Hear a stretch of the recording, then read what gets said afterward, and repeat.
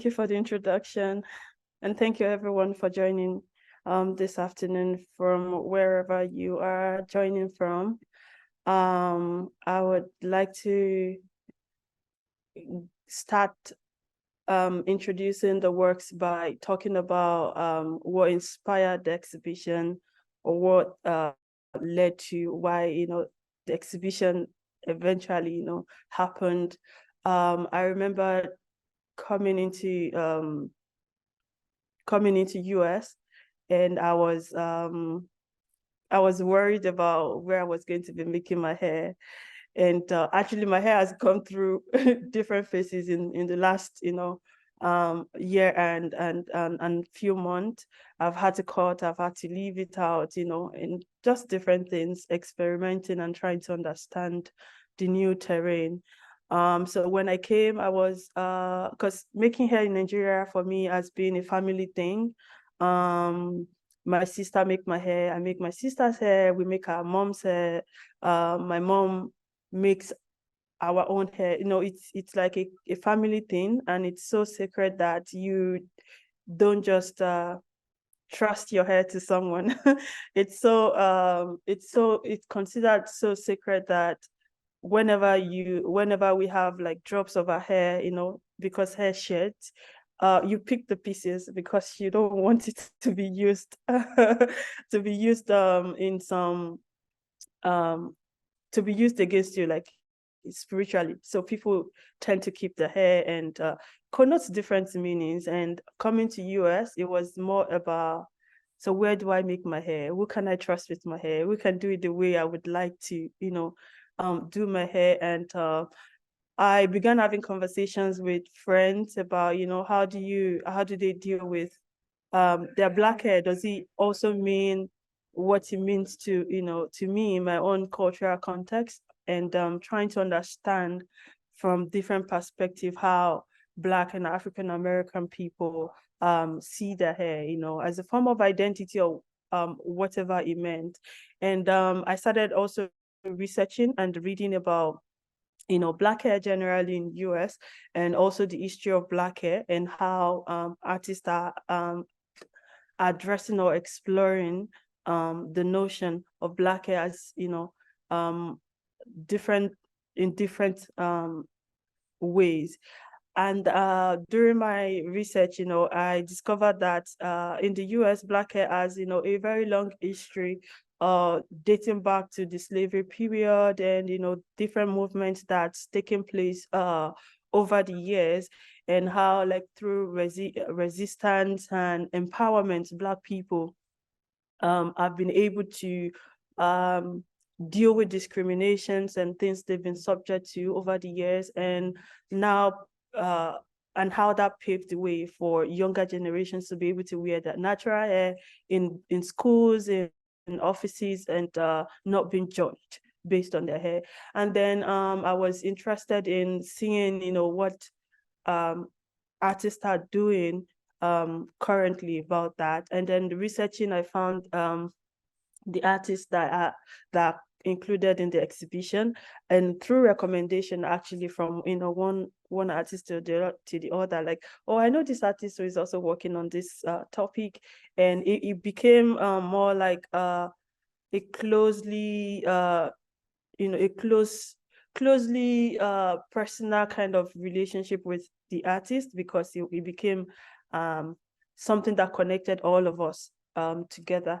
And also because I'm doing my graduate program at Pratt Institute, I was also asking students around like me, like, oh, you just moved here, how are you dealing with your Black hair, and what has been your experience so far?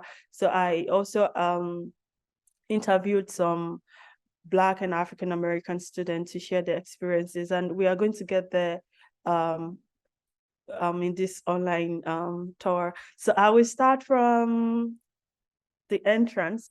So when you come into the gallery space, we have David's work. I think we can go through David's work now. So for David, what was quite interesting about David's work is how that before I reached out to David, one of the artists in the exhibition, Adebumi Gbadibo, introduced me to David. And when I reached out to David, David was working on this project titled Hairitage, which was the exhibition title. And what was amazing was I thought I came up with that name. I thought the name was something I coined, because I was working on the proposal, and I was reading through. I had a different title, and I was like, oh, when you think about hair, you think about heritage. That could be something. And then learning that an artist was already working on a project with the same title, I was like, oh my goodness. And that I think connected me to his work more, because it felt like there was a connection there.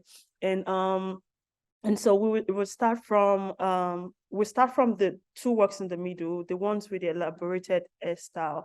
So David started, asking questions, trying to understand his Black American heritage. I started asking questions about what makes, as an artist, what is unique to him, what is his story, and trying to also understand himself, his identity, and Black hair stood out to him, because that was also kind of common in his community. And he was inspired while he was doing his research, also asking questions, asking people around him questions.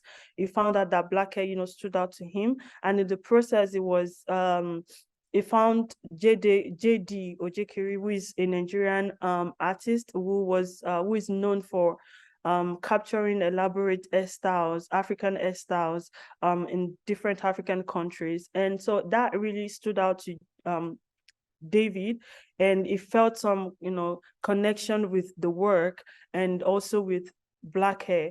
And then it started exploring this notion of Black hair as a form of identity. And what that led to was he decided to collaborate with, hairstylists, collaborate with models, collaborate with other people in order to be able to execute the project just the way he imagined, or he envisioned, portraying the connection he had with his heritage, the Black American heritage. And so that was what inspired this project. And when we think about, both this work and also his film that we are still going to get to, it really speaks to this idea of, like I said before, this community, this closely knitted way of, engaging with one another as Black people. Making hair has always been a community thing. Like, even when you go to Black salons, you see people, talking, people gisting, people gossiping, people sharing family issues, people encouraging one another. So it becomes like a safe space, and it speaks to the way David had to collaborate with different people, speaks to that community experience when it comes to Black hair. Like you just have to be able to like relate with the next person, and that forms the narrative for me, for concerning David's work. And then the other two works, titled the Pencil Test series. So before we move on to that, I forgot to mention that the two works are called Taji, and then the next one, the one to the right and the one to the left, are part of a series also called Pencil Test series. So the Pencil Test series are a continuation of his project, which is the Hairitage series, and it speaks to kind of chronicle of Black hair journey, an examination of racism that has been targeted against Black people. And so these, even though this was like predominantly a traced to South Africa, but like even in contemporary time and over the years, we've seen Black people experience this sort of discrimination, which is a very subtle form of racism, where going back into history. So pencil test series were an informal way of racial classification. So back then, what they do is they put a pencil through someone's hair and ask the person to shake their head. If the pencil falls down, that means the person has like a very soft, silky hair, which indicates that the person is non-Black. But if the pencil stays, because of the volume of Black hair, and the thickness, the person, if the pencil doesn't fall down, the person is considered a non-white person, which means that the person is a Black person. So it was like a very informal racial classification, which is stupid if you think about it. But that was reality for people in that era. And then kind of, so what David did was to also look into history, and he read about this, and he wanted to also portray that, and how that is still in a way effective even in contemporary times. So dating as early as 2018, 2015, 13, 2011,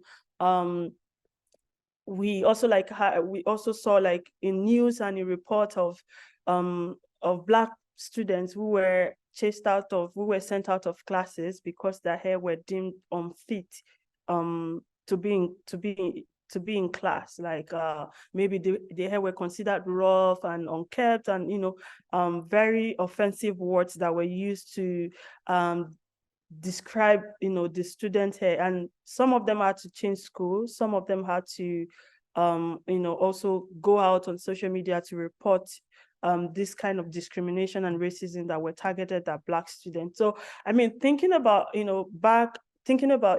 history and even what is happening now, we realize that it's just what's the word, quoted in different forms, but it's still the same thing that is happening. And it's so unfortunate that we still see that in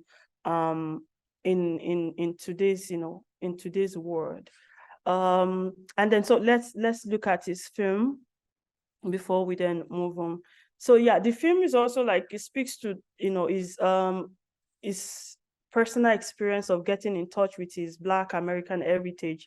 And so there is a small boy in the film which kind of represents him, and then also as a way of documenting different aspects of Black hair and culture, which he has explored in different ways. So I think we should maybe play.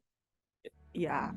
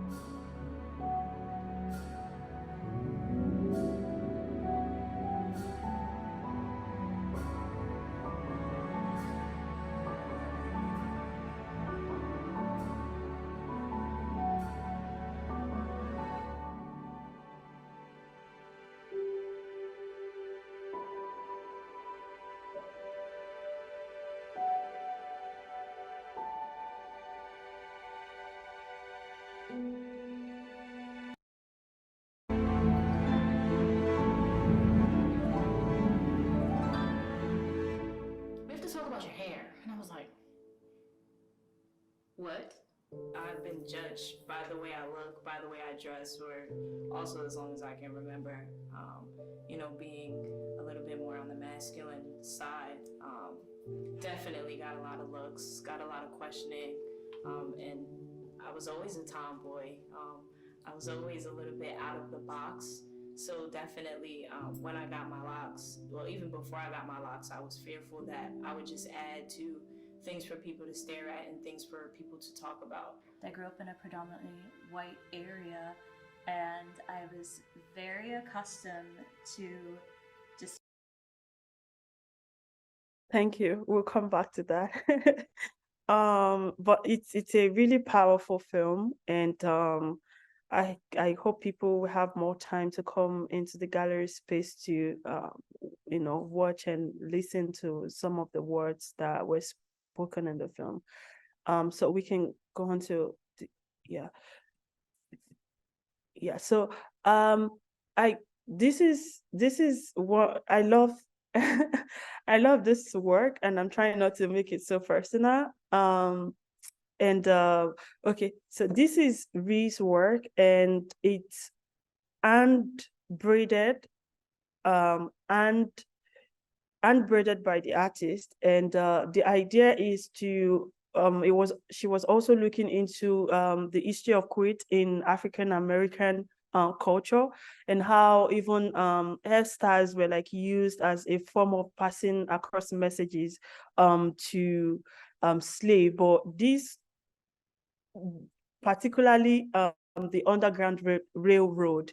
And so when you look at some of the hairstyles that were done, they were like hidden messages to, like I said, pass across messages. So for example, in a doorpost, if you see like say like cornrows, if they were plated and placed there, it was to send a message to people that showing the way to slaves that were that were enslaved, and some to pass across the message that there is food somewhere, or there is water close by. It was a coded means of passing across messages to slaves that were enslaved, but also most importantly as a way of navigating the escape route that they've created as a means of escaping their enslavement.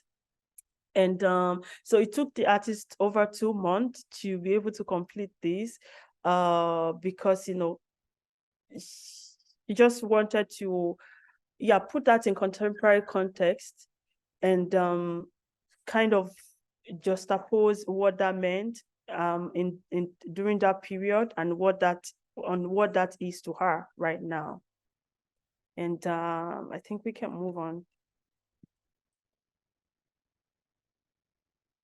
Yeah, so this is Jade Rogers, and she overall created this series during the pandemic, and especially in 2020, when when Black people were being killed, and there were news about Black people being killed, and police brutality and violence that was going on in the world, and especially during the Black Lives Matter movement. And even though it was more as a way of showing resistance, it was also a way of celebrating Black joy. And so the first work, which is Visuality, this was created, as a protest to combat the surge of the imagery online of Black people, Black death and suffering. And for her, it's beyond, like, Black body is beyond something to be politicized, or something to be portrayed, in a different light. So it's really sent a powerful message. And this was, I remember that this was the work that I saw before I reached out to her. I saw it in a group exhibition on campus, because she was a student then, and it really stood out to me. And reaching out to her and hearing what inspired the work itself really resonated with the exhibition idea, of showing that portraying Black hair, portraying a Black person with dreadlock as a form of resistance, and against police brutality, and against preconceived notion of when people see Black people with with dread, people come up with different perception of people, are quick to judge based on the appearance of the person, just because the person is on dreadlock. But that was like really stood out as a form of resistance to me, and I felt that the work needed to be part of the exhibition. And then the next work, to visuality, also it speaks about it highlights Black care practices, and how Black hair products have been used for generations. And she used this work to also like depict how hair ties us together, as I mentioned regarding Reese work, how that it make hairstyles, connote different meanings and messages. This hairstyle, for her, it's like a way of, speaking about how, Black hair itself, brings people together and Black people together. That's, the metaphoric way of presenting the work. And then the ebony, the next one is my afro on the way out. Also, speaks about reclaiming power, self-worth, and it pushes against subjugation of Black body as well. And the next one, also similar to what I shared before about how Black hair brings people together, and speaking about how mothers make their children's hair, how even children make their parents' hair. In the past, Black people were not afforded the luxury of going to hair salons to make hair, so it was more of a family kind of thing. And products, the shared experiences of using hair care products together, and the setting itself is what the artist was trying to depict in this artwork. Just also the beautification and the shared experiences of Black people. The same with this, the care and the love and the beauty that we experience. Yeah, can we move on to Adebumi?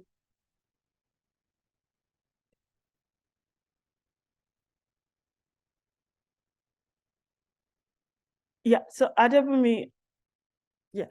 Adebumi's work, True Blue, 18O, even though this is a selected part of a larger series, but also called the True Blue 18th hole. And this series shows, multiple layers. If we can move closer, shows multiple layers of handmade archival paper with blue indigo, with Black hair, and then with archival materials with writings on them. We can really see the. Okay.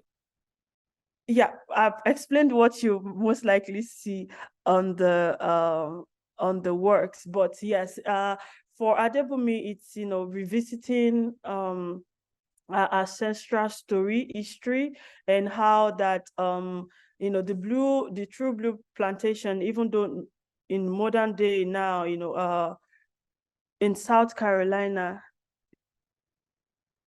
Okay, we can't see one. Can we see like one piece itself? Okay, so yeah, but maybe it would be better if I also kind of like show, because I'm here. I don't know if that would even show anything very closely to the works. I just wanted to show the Black hair. So this part, this is actually Black hair, and then architecture, structure showing what the plantation looks like now today. But for her, it's about visiting our ancestral history, because according to the artist, our ancestors were also were in charge of some, or were able to get some archival materials, documentation of slaves, from some of the enslavers or slave masters' will and documents. And it shows some of the names of the slaves and how much they were paid, and where they were, maybe transported to, from where, and different archival materials just documenting what happened. And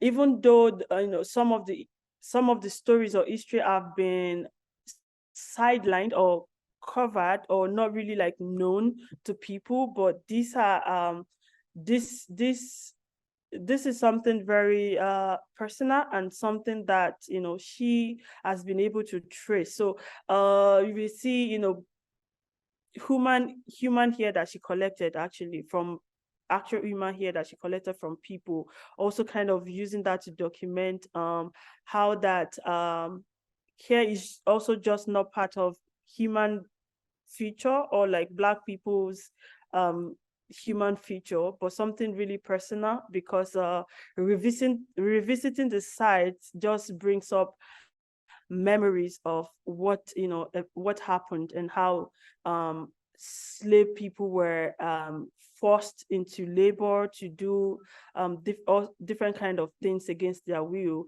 And and then the video, I think after the video, we can also like open the floor for people to ask questions about some of the works. Yeah, so the video were interviews that I conducted with some students at Pratt Institute, asking them about their hair journey and personal experiences, and what their Black hair means to them, and how they've been dealing with Black hair, and share, some of them shared personal experiences, and maybe we can play and listen to I some. went to a semi-racist high school in New Jersey, and I would get made fun of for my hair like all the time. Like, people would literally, like, this one guy, he literally called, he was like, your hair looks like a rat's nest. And then like a couple days later, he called me a Negro. So it was like, I was not in a very good environment to really embrace myself. And then I ended up transferring to a predominantly Black school, and like the entire narrative like really shifted, and like my hair was considered like a really good quality, and it was much longer than this because I ended up cutting it because I was like experimenting with like dyeing my hair, and like I was so insecure about my hair. But that's just the environment that I was in, and like now that I've taken it out, and like people have been so much more like nice about it, and especially like my friends and my roommate, like they've been like really sweet to me about it, because like at first I was like, oh my god, like does it look weird, and then like they were all like, no, like it looks so pretty, and like that really like helped me like really accept that like it's okay to wear out, because like for whatever reason I was like, it's not okay to wear my hair out, but like now I'm just like, I'm having fun. I'm literally going to get my hair dyed right now. So well,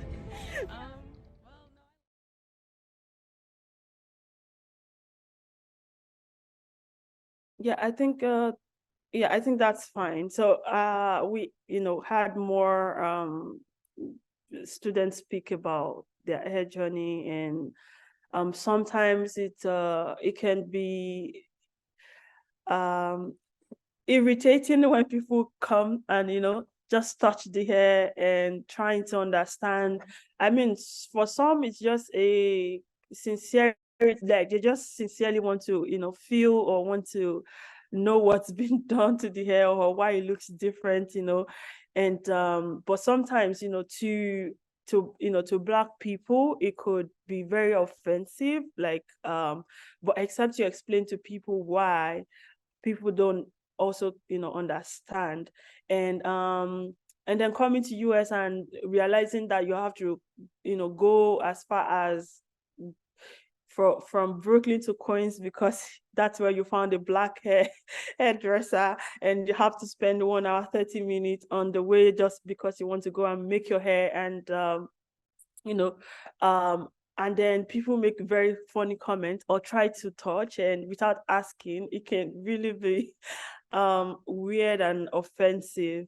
And also, or maybe people giving advice, like, oh, why don't you pack like it sometimes feel like you don't know what it means to stay in front of the mirror, keep combing because I want it to look softer. And I remember one of the days that I went to class and I almost got late to class because I was trying so hard to really make the hair look presentable. And then I got to class and someone was like, oh, your hair looks nice today. It was a good compliment, but I mean, the today made it look like, okay, because I spent about 4 hours in front of the mirror only to get this compliment from you. Okay, maybe I'll keep doing this every day. But it was just about thinking about the pain and, the pain that I went through and the time, which was really, um, annoying. And then to get the comments made me feel like, okay. I was like, thank you. But in my mind, I just thought about the 4 hours I spent in front of the mirror. And I was like, well, if the compliment was all about it, then maybe it's good, maybe, I don't know. And sometimes it's hard to explain, especially when you think about, like I said before, the family thing, the community, the spirituality as well, and how sacred it can, it means to different people. And then only to get, people just approaching you and like, is that your hair? Is this how it's done? Like, okay.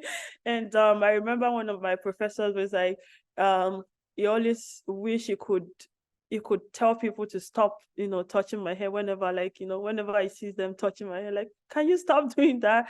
And I think I got to the point where I stopped I started seeing that, people genuinely don't just know, and they just want to know, or they're just curious. And sometimes I try to explain, sometimes you can't really explain these things to people. And I mean, for me, it's even different. And when you think about African American people in the United States and the history and discrimination, and how over the years different movement, Black movement have fought to get people to where where we are today. It means so much more than, just the hair itself, And for example, like someone like Adebumi, whose series, and the entire work is very personal. And imagine making very funny comment about what Black hair means, or what that means to her.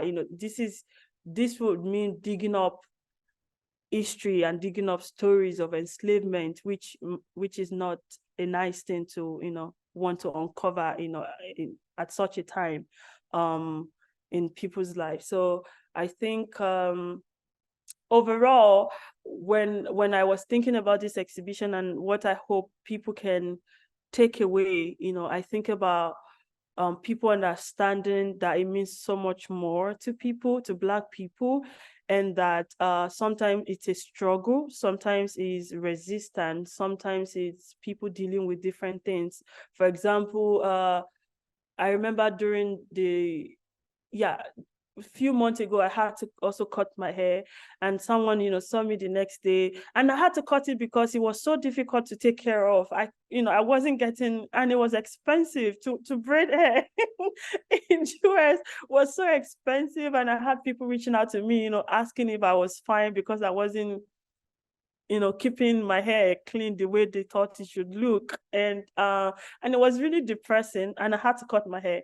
And then the next day someone saw me, I was like, why did you cut your hair? Only depressed people cut their hair. I was like, oh, well, I'm depressed. And that's why I cut the hair, because, and but it was funny because actually a Black person said that to me. So I felt like, okay, that was really weird. But yeah, we it's a lot, yes. Sometimes it's joy, when people make their hair, they are happy and they want to just, communicate that through, through their Black hair. Sometimes it's just a resistance, resisting something. Sometimes it's it's looking back. Sometimes it's a form of identity. And yeah, someone said our home people sometimes. Yes, sometimes Black people do that to, you know, one another, and it's not an interesting thing, to be honest. And I think now when I think about when I came and where I am right now with the journey,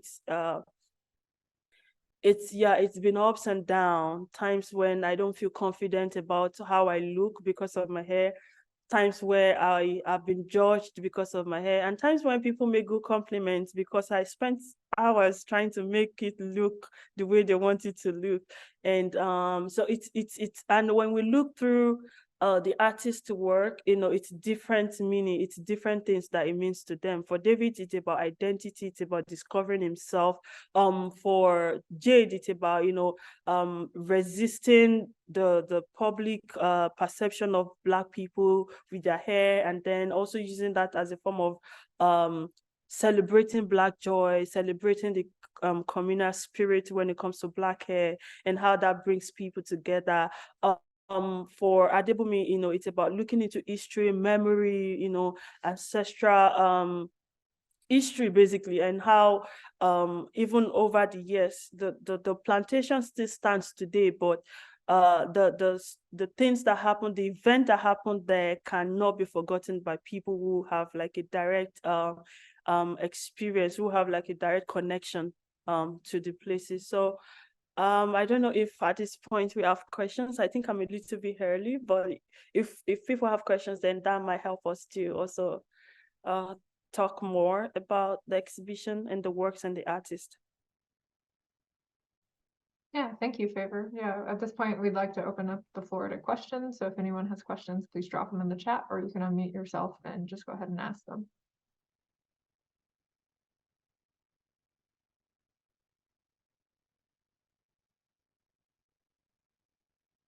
Nice, thank you, Favour. Thank you, Maya.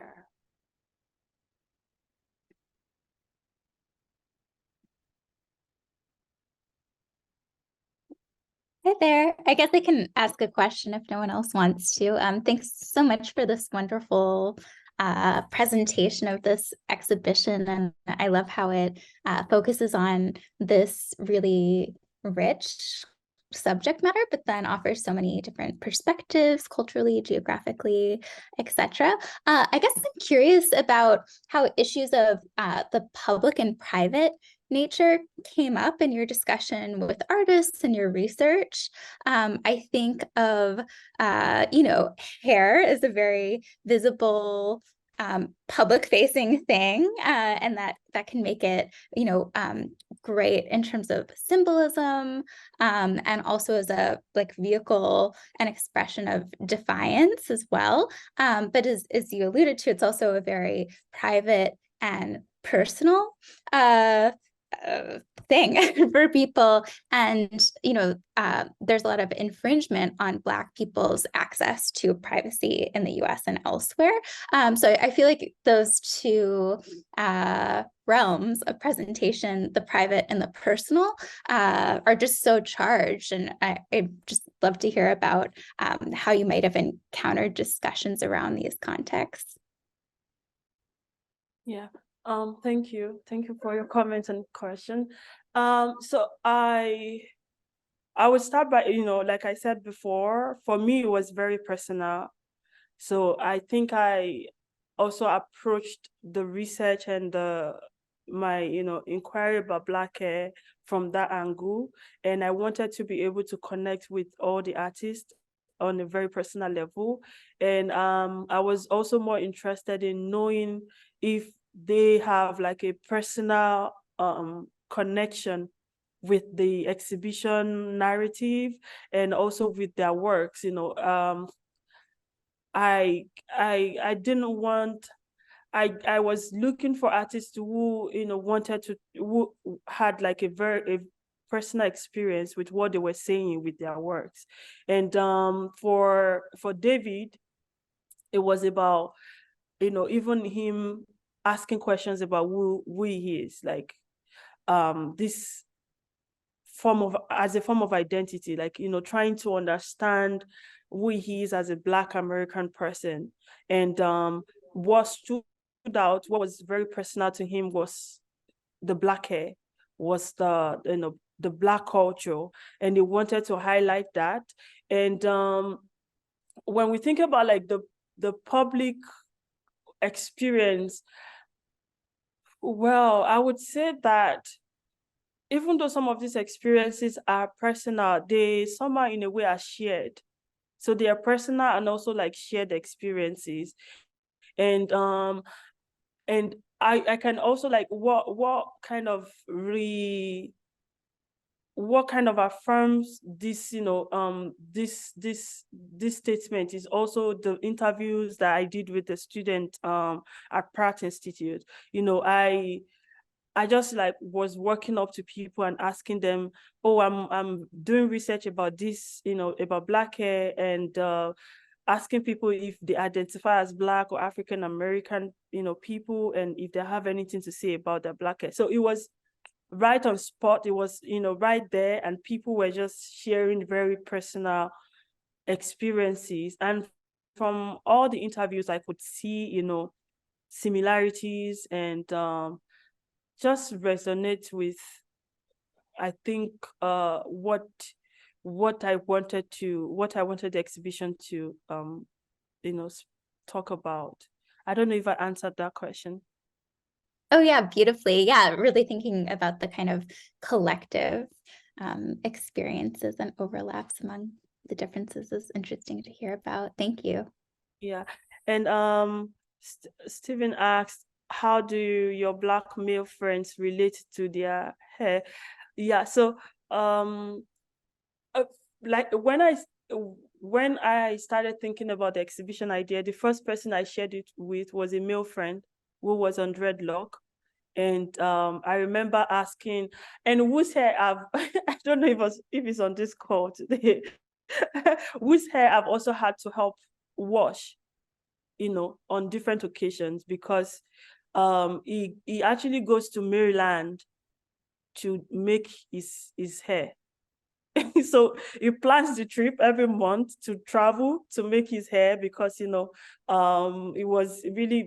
he's really careful about maintaining the dreadlocks and all of that. And I've had to also like help to like I said, wash and oil, and on different occasions, because it's difficult to even maintain dreadlock than the what's it called, the natural, blown out hair. And I also have another male friend who has asked me like twice what product I use, because he's also trying to figure out the kind of product that he should use for his own. But his own hair is afro, not dread, so that even makes it harder. And yeah, it's about taking care of the hair every day, every morning, and coming back to it being rough. Like you go out feeling all high, it's all nice, and then 2 hours the hair is all down. And yeah, sometimes I go out with my hair spray and water, and just to moisturize it and make it look good. So from my male friends perspective, if you are not really on low cut, and it's also very difficult to keep going to the barbing salon every time, because you want to keep it very low, because you spend more money and more time. And so most people prefer to just have it big in afro, so that they don't have to be spending that much money. But yeah, for my very close male friend, one travels to Mainland to make his hair once every month, and also requires help from people around sometimes to self tend or take care of the hair. Yeah, so I don't know. I mean, in the interview we had 2 or 3, we had 3 guys, male students, talk about their experiences. And one shared about how, we can play that later, but one shared about how that his mom has been the one, like sometimes telling him to take care of his hair. And so one time in maybe when he was in school, they told him he had to cut his hair because lice were around in school, and they felt maybe his hair was keeping some of the lice, which was very weird. And one other one shared about how it's been a journey, the ability to style it different ways, makes it also interesting and fun. And for David, I mean, maybe we can play, I don't know, if people have more questions, and then we can play maybe some part of the interview that maybe they missed them. And one of the students during the interview from South Africa felt when she moved to the US, she realized that she's a minority because she couldn't find some of the Black hair products in where they sell hair products, It's a way to like express myself. I think Black people have a special type of hair, not regular like every other culture. You can do a lot of things with it, like this. You can wear it out, have it in a ponytail. You can do anything and everything with it. So I think just being able to express what you want, especially who you want to be, is the most important part to me about having Black hair. I'm trying to see. I have had like a weird journey with hair. Like I think since I was like in second grade, like second through like fourth grade, I had like the fro hawk. It was very interesting. Yeah. I remember sometime in elementary school, they like made me cut my hair. They were like, no, that's not acceptable. Oh, there was like lights going around, and they were worried that I was like, anyways, you can't even get lights with curly hair. Anyways, but yeah, I feel like this past year and a half, I've had like a good journey. I started braiding it. I started like actually taking care of my stuff because I feel like, I mean, I have a Black mom, and she does like make sure that I take care of my shit and like cut it, but she's not like about that hair stuff like that. So I'm learning, I think it's sometimes it's one of those things that's inherited, and sometimes it's like not, and you have to like go search out for it yourself. At least where I'm at.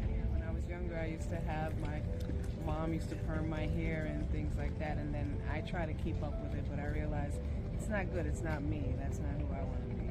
So when I started wearing my hair naturally, yeah, it was difficult to maintain, but I enjoy it. I love it. It represents me, my culture. In South Africa, like, although we do have a white population, we're still a Black majority. So I found that I found that even people that aren't Black in South Africa will understand certain nuances about Black hair because it's the general norm. It's kind of weird when you go to the US and you realize, oh, I am a minority. Like, my products aren't on the shelf. It's hard to find a salon at home. Like, all of the salons are Black salons. It's like, why wouldn't there be a Black salon? There's Black people. Then I'm like, oh, okay, no, it's kind of, yeah, it's kind of like, you're in a minority and you kind of have to like go out of your way to get your hair done. So that's just a big experience I've had. Yeah. My journey with my hair is pretty easy. I don't like do it often. It takes a long time, and I feel like that's very relatable for like Black hair. But it is what it is. But yeah. Thank you. Yeah. So thank you. That has been it's been a journey. People have come into the space also trying to understand what the exhibition is about, trying to understand and whenever I explain to people, the responses have been, oh, I didn't think it was this deep, I didn't think it was that deep, I didn't think it could mean this to people. And it's really interesting to also see people's reaction to the works and the meanings behind each piece and series and all of that. And that for me has been encouraging, I think. Yeah. I think there's a new message. it's also really nice to see more Black students on Pratt campus. I was really shocked. It was when I started going around that I was seeing more Black people, and I was like, where have you been? And it was really interesting. Yes, I've actually had people say this to me, that they didn't know that there were so many Black students on Pratt Institute. Yeah. Thank you for that. I share the same I feel the same way, and I've heard people also say the same thing. And I really wish I, maybe spend more time looking for Black students. Perhaps I would see more. Thank you. Thank you, everyone. Yeah, so I don't know if there's like a kind of closing closing remark, or were those artists in the exhibition, and where are you from, or what is your cultural background? Sorry if you okay, no problem. The video that we played, those were Black and African American students at Pratt Institute, the Brooklyn campus. And I am from Nigeria in Africa, and Nigeria is a country in Africa, which is a continent. Because when people also ask me, where are you from? And I say Nigeria, and they think that's the entire Africa. So yes, I'm from Nigeria, which is a country in Africa. And those were students on campus. I wanted to learn about their own Blackhead journey, and what Blackhead, means to them. And so I interviewed them and got those responses from them. Can I ask another question, please? I don't know how to do the little hand on the screen, sorry. But I have neighbors that are from Nigeria, and I've been learning about the culture. And so I appreciate your saying what you said, because a lot of people aren't familiar. And so I love the show, what I saw of it, the cover. Did you show any of the pieces on the Zoom? Have I missed a big part of it, or? No, it was just this one. Just the discussion so far? Okay. Well, I just wanted you to know I'm an artist, and I've had a idea to do projects about Black hair for a very long time. And so last year I did a partial one in Mount Vernon, New York. And then this year I got a grant to do one for next year. And so when I saw your the one with the hair and the pencils in it, I just love that, and I just can't wait to see the rest of your pieces that you've curated. Are you an artist as well in the show? No, I'm not. Oh, so you pulled it together. That's wonderful. Yeah, I hope to see it. But do you want me to just maybe carry and show you around? Oh, please. I know we have just about 3 minutes left. Is it mostly photographs, or are there also paintings and original pieces? So the one that was behind me is archival paper, more like mixed media. Okay. Oh, I think the lighting is not helping with this. That's okay. It just gives me an idea, so I'll see. But this is photograph. Oh yeah, nice. Oh, the question I've been having too is, I've wondered, when you were growing up, you grew up in Nigeria? Yes, I do. So when you were a little girl, what were the styles like? I wonder if they're very different from the styles that African American little girls had back when I was growing up. That was a lot of years more earlier than when you were coming up. But we didn't have a lot of cornrows. It must have been different. Because I assume that it might be very difficult to make some of the hairstyles here. And like I said, it was more like a family thing. And then most schools because it was like, mostly all Black schools, some of the schools had general hairstyles. So they tell people to, for this week, you have to make this hairstyle. And then, so it was, so you come to the school and you see all the girls, all the people with hair with the same hairstyle. So it was, but that was like with uniforms. Did you have to wear uniforms as well? Yeah, you have to also. So that's why they wanted to look very. Okay, all right. That's yes. And what is actually interesting is growing up for us, you had to always make your hair in schools. Mm. Like you have to braid, you have to, they encourage really like looking, embellishing and all of that. So And actually doing it while at school, having people yes, do your hair. Now yes. see, that's the opposite from my experience. My parents or my mom especially didn't want you to be seen out in public having it done because it was sort of not acceptable at that time. See, I grew up in the 50s and 60s, late 60s, early 60s and 70s. So the Black Power movement brought in the Afro, and that was going against my parents' time, their generation, or what they thought was appropriate or you mentioned the word presentable, and Right. that's something that my parents were about.